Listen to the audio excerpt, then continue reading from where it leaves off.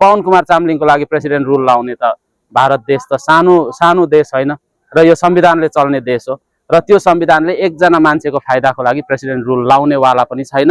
उहाँको सपना यो पुरा हुनेवाला छ। अलि एसकेएम सलिड हुनेछ र सिक्किमभरिबाट 32 मा 32 निर्वाचन क्षेत्र एकदम एब्सोल्युट मेजोरिटीसँगले जित्नेछन्।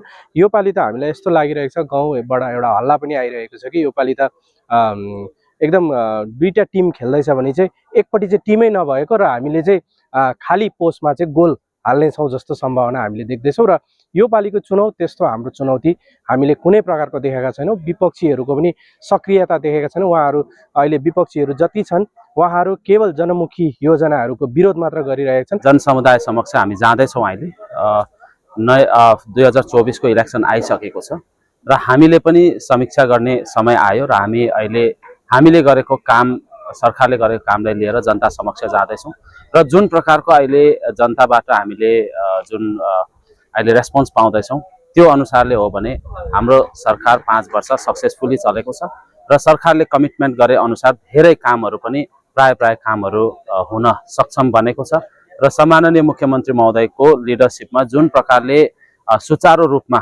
अनि शान्ति प्रकारले एकदमै सिक्किमको राज्यमा जुन सरकार चल्न सक्यो यो पनि एउटा सक्सेसफुल इक्जाम्पल हो र हामीलाई लाग्छ हाम्रो 5 वर्षको कार्यकाल एकदमै सक्सेसफुल रहेको छ।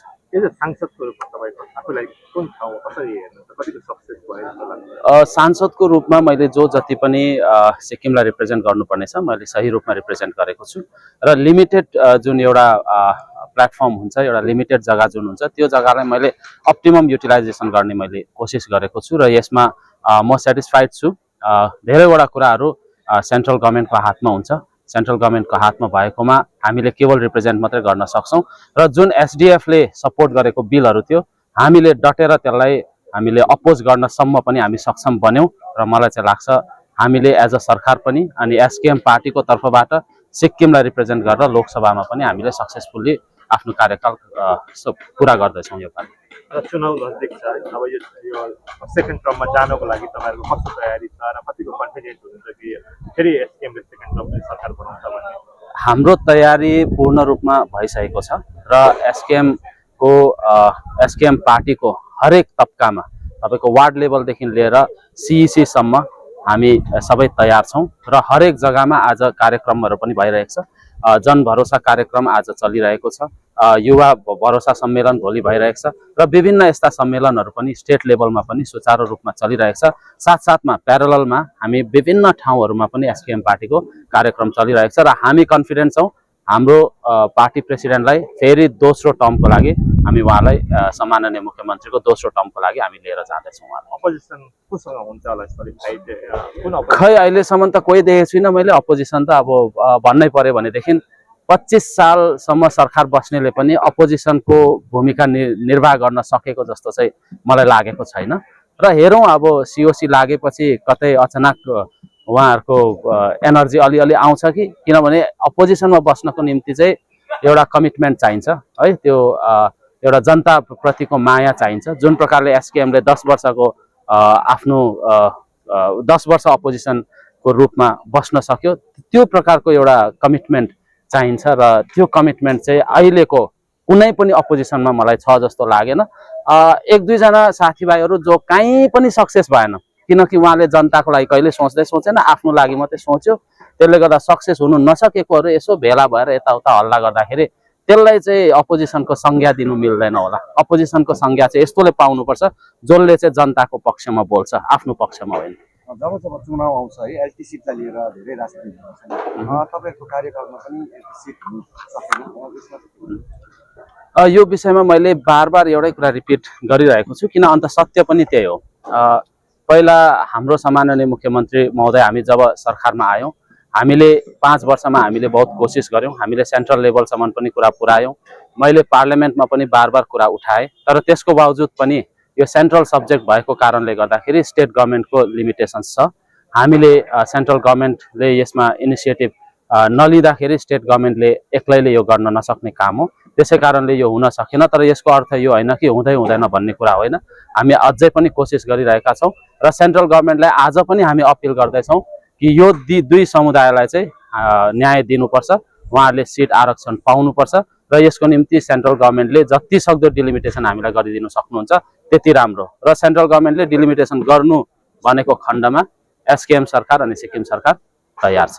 व्यक्तिगत रूपमा तपाईँको राजनीतिलाई लिएर प्रश्न, अब तपाईँको सांसदको कार्यकाल पनि सक्दैन, 2024मा पछि तपाईँले कुन रोलमा देख्नुहुन्छ? यो पार्टी प्रेसिडेन्ट अनि पार्टीको हाम्रो सिइसी छ, एक्जिक्युटिभ छ, उहाँहरूले डिसाइड गर्नुहुन्छ। उहाँहरूले जुन रोल दिनुहुन्छ त्यसलाई म पार्टीकोले दिएको रोललाई लिएर म त्यसलाई 100% निभाउने कोसिस गर्नेछु।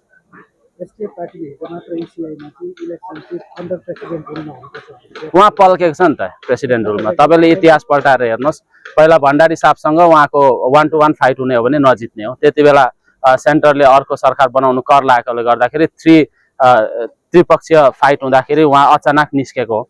अन्त उहाँलाई त त्यो सेन्टरको यताउता पोलसोल बोकेर सरकार बनाउने बानी भएको छ नि त। तर त्यो हुनेवाला छैन, किनकि हामी त सरकार राम्रोसँग चलाएको छौँ। प्रेसिडेन्ट रुल लाग्नको निम्ति के हुनुपर्छ? कमसेकम अशान्ति भएको हुनु पर्यो, जनता असन्तुष्ट हुनु पर्यो, रोडमा उत्रेको हुनु पर्यो, होइन? त्यो प्रकारको अब सिचुएसन छ भने प्रेसिडेन्ट रुल लाग्न सक्छ। अब पवन कुमार चामलिङको लागि प्रेसिडेन्ट रुल लाउने त भारत देश त सानो देश होइन र यो संविधानले चल्ने देश हो र त्यो संविधानले एकजना मान्छेको फाइदाको लागि प्रेसिडेन्ट रुल लाउनेवाला पनि छैन। उहाँको सपना यो पुरा हुनेवाला छैन। विशेष गरेर हेर्नुहोस्, जनभरोसा सम्मेलन जुन प्रकारले सबै 6वटै जिल्लामा सम्पन्न भयो, यो एकदमै उत्साहजनक र जुन जनताले पाउनुपर्ने लाभहरू पाए र सहुलियतहरू यो सरकारले कुनै पक्षपात नगरिकन र व्यापक रूपमा सहुलियत वितरणहरू भयो र त्यसमा सम्माननीय मुख्यमन्त्रीज्यूले विभिन्न नयाँ योजनाहरूको घोषणा पनि गर्नुभयो र यो जनभरोसा सम्मेलन अति नै लाभदायक जनताको निम्ति र जुन सम्माननीय मुख्यमन्त्रीज्यूले परिकल्पना गरे अनुसारले यो भएको छ। यसको निम्ति विशेष गरेर सिक्किम क्रान्तिकारी मोर्चा पार्टी, सिक्किम सरकारका मुख्यमन्त्री सम्माननीय श्रीमान PS गोलेज्यू लगायत सम्पूर्ण अधिकारीगण, विभागीय अधिकारीहरूलाई धेरै धेरै धन्यवाद अनि बधाई दिन चाहन्छु। त्यसरी नै लाभार्थीहरूलाई पनि सिक्किम क्रान्तिकारी मोर्चा पार्टीको तर्फबाट उहाँहरूलाई धेरै धेरै शुभकामना हामी व्यक्त गर्न चाहन्छौँ। र यसरी नै भोलि अर्थात् 29 तारिकको दिन यस रम्फूको प्राङ्गणमा युवा भरोसा सम्मेलन सिक्किम सरकारद्वारा आयोजना हुने भएको छ। विशेष गरी यो डिओपी डिपार्टमेन्टले गर्दैछ भने यसको जुन यसलाई इन्भिजन गर्नुभएको छ सम्माननीय मुख्यमन्त्री श्रीमान PS गोलेज्यूले, र यो सिक्किमको इतिहासमा पहिलोपल्ट युवा भरोसा सम्मेलन हुँदैछ। र युवा भरोसा सम्मेलन के हो भन्दाखेरि चाहिँ यो युवा भरोसा सम्मेलनमा विशेष गरेर सम्माननीय मुख्यमन्त्रीज्यूले हिजो मात्र घोषणा गरे अनुसार 15,000 भन्दा बढी बेरोजगार युवाहरूले उहाँहरूले रोजगार प्राप्त गर्नुहुनेछ भने त्यसरी नै 25,000 भन्दा बढी जो अस्थायी कर्मचारीहरू अस्थायीकरण गर्ने प्रक्रिया भोलिदेखि सुरु हुनेछ र यसको निम्ति उहाँहरूले भोलिदेखि मेमोरेन्डम पनि पाउनुहुनेछ र 15,000 भन्दा बढीले यहाँ मेमोरेन्डम पाउनुहुनेछ र त्यसमा कतिजना छुटेको होला र अझै सम्माननीय मुख्यमन्त्रीज्यूले अझ लाउने, अझ सरकारमा यसको प्रावधान छ भनेर भनिसक्नु भएको छ र यहाँनिर 32वटा काउन्टर हुनेछ र जसकोमा कल गएको छ उहाँहरूले भोलि अर्डर पाउनुहुनेछ र कल नगएको जसको अर्डरहरू विभागमा अर्थात् CMOमा या त DOPमा अड्केको छ उहाँहरूले पनि पाउनेछन्। यसको लागि सबैजनाले धैर्य राख्ने र सबैले पाउनेछन् भनेर म भन्न चाहन्छु। र भोलि युवा भरोसा सम्मेलनमा विशेष गरेर सम्माननीय मुख्यमन्त्रीज्यूले आउँदो दिनहरूमा युवामुखी विभिन्न योजनाहरू र हाम्रो 5 वर्षमा युवामुखी कार्यक्रमहरू के भयो र युवाहरूले कस्ता लाभहरू पाए त्यो कुराको नि वर्णन यहाँनिर गर्नुहुनेछ।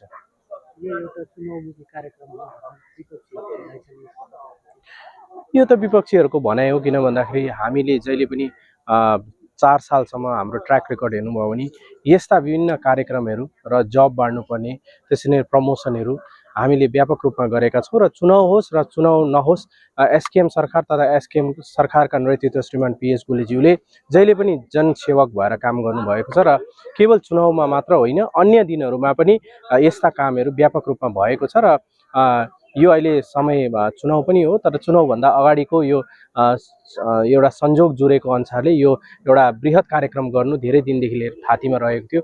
यो कार्यक्रम विशेष त हामीले अक्टोबरतिरै गर्ने सोचेका थियौँ, तर त्यतिखेर सिक्किममा जुन भल पहरा आयो त्यो बाढी आउनुले गर्दा अलिकति कतिवटा कार्यक्रमहरू स्थगित भएको कारणले गर्दा अहिले भएको हो। तर यसलाई चुनावमुखी भन्नु कदापि मिल्दैन, किन भन्दाखेरि चुनावदेखि चुनाव नभएको समयमा पनि यस्ता कार्यक्रमहरू, जब अर्डर डिस्ट्रिब्युसन, प्रमोसनहरू र यस्ता विभिन्न योजनाहरूको घोषणा भएको छ। यो सिक्किमे जनतालाई सर्वविदित छ।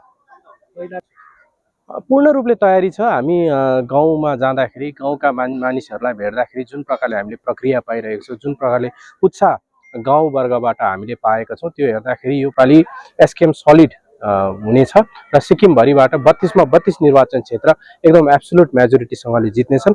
योपालि त हामीलाई यस्तो लागिरहेको छ, गाउँबाट एउटा हल्ला पनि आइरहेको छ कि योपालि त एकदम दुईटा टिम खेल्दैछ भने चाहिँ एकपट्टि चाहिँ टिमै नभएको र हामीले चाहिँ खाली पोस्टमा चाहिँ गोल हाल्नेछौँ जस्तो सम्भावना हामीले देख्दैछौँ। र योपालिको चुनाव त्यस्तो हाम्रो चुनौती हामीले कुनै प्रकारको देखेका छैनौँ। विपक्षीहरूको पनि सक्रियता देखेका छैनौँ। उहाँहरू अहिले विपक्षीहरू जति छन् उहाँहरू केवल जनमुखी योजनाहरूको विरोध मात्र गरिरहेका छन् र उहाँहरूले जति जनमुखी योजनाहरूको विरोध गर्छन्, जनभरोसा सम्मेलनको, युवा भरोसा सम्मेलनको विभिन्न योजनाहरूको, आमा योजनाको पनि उहाँहरूले विरोध गरेको देखियो, वात्सल्य योजनाको विरोध गरेको देखियो, अस्पताल बनिएकोमा विरोध गरेको देखियो। यो विरोधहरू गर्दा चाहिँ विपक्षीहरूकोमा मुद्दा नभएको र उहाँहरू चाहिँ जनविरोधी भएको भनेर अहिले जनताबाट आवाज उठ्न थालेको छ। त्यही कारणले गर्दा हाम्रो निम्ति कुनै चुनौती छैन र 32 मा 32 साथसाथमा एउटा लोकसभा सिट हुन्छ, त्यो पनि हामी एब्सोल्युट मेजोरिटीसँग जित्नेछौँ र विपक्षीहरूको यो 2024 पछि नामो निशान पनि उठ्नेछ। र त्यसको साथसाथमा मलाई त लाग्छ विपक्षीको उम्मेदवारहरू धेरै जसो अलमोस्ट 60 to 70% फर्फिट पनि हुने सम्भावना हामीले देख्दैछौँ। यसमा नि एउटा एससीआईमा एउटा एसटीएफले एउटा मेमोरेन्डम चढाएको छ कि यहाँ चाहिँ अब ल एन्ड अर्डर सिचुएसन ठिक छैन र प्रेसिडेन्टको रुलमा चाहिँ आगामी इलेक्सन हुनुपर्छ भनेर एसटीएफको एउटा मेमोरेन्डम एससीआईलाई दिएको छ। त्यस सम्बन्धमा यो त एउटा बगमफुसे कुरा हो। जब यो हार्ने गोरुको एउटा भनिन्छ नि, एउटा त्यो शब्द त युज नगरौँ होला। उहाँहरू हार स्वीकार गरेपछि अब केही नभएपछि एउटा पब्लिकमा प्रोपोगेन्डा मचाउनुको निम्ति इलेक्सन कमिसनमा यस्तो पत्रहरू चढाएको। तर इलेक्सन कमिसन सशक्त छ। इलेक्सन कमिसन एउटा संयुक्त तपाईँको एउटा भारतको संवैधानिक एउटा बडी हो। त्यही कारणले गर्दा उहाँहरूले पनि आकलन गर्छ र यस्तो लेटरहरू सबमिट गर्दाखेरि कुनै असर छैन। र यो चाहिँ एउटा केवल उहाँहरूले चुनावी मुद्दा बनाउनु खोजेको र यसलाई चाहिँ एउटा हामी चाहिँ प्रोपोगेन्डाको रूपमा एउटा यसलाई भन्न चाहन्छौँ। यसको कुनै असर छैन, किनभने जुन प्रकारले यहाँनिर सिक्किमको शान्ति सुरक्षा जुन प्रकारले एसकेएम सरकारले मेन्टेन गरेको छ, यो सबैको आँखा अगाडि छ। र भारत सरकारले नै सिक्किमको जुन चाहिँ प्रहरीलाई देशकै सर्वोच्च प्रहरी भनेर अवार्ड दिइसकेको छ, त्यसरी नै विभिन्न आँकडाहरूमा सिक्किमको जुन कानुन व्यवस्था सबैभन्दा अब्बल भनेर आइसकेको छ। यो कुनै पनि प्राइभेट एजेन्सीले दिएको होइन, भारत सरकारको एजेन्सीले दिएको, भारत सरकारले दिएको। त्यही कारणले गर्दाखेरि यो एसडिएफले आफ्नो मनगढन्ती कुराहरू गर्नु अनि अन्य विपक्षीहरूले यो मनगढन्ती कुरा गरेर प्रोपोगेन्डा मचाउनु, उहाँहरूले जनतालाई उछाउनु, जनतालाई भ्रम फैलाउनु मात्र हो। यसमा हाम्रो कुनै टिका टिप्पणी गर्नु छैन। यसले कुनै असर पनि पर्ने छैन।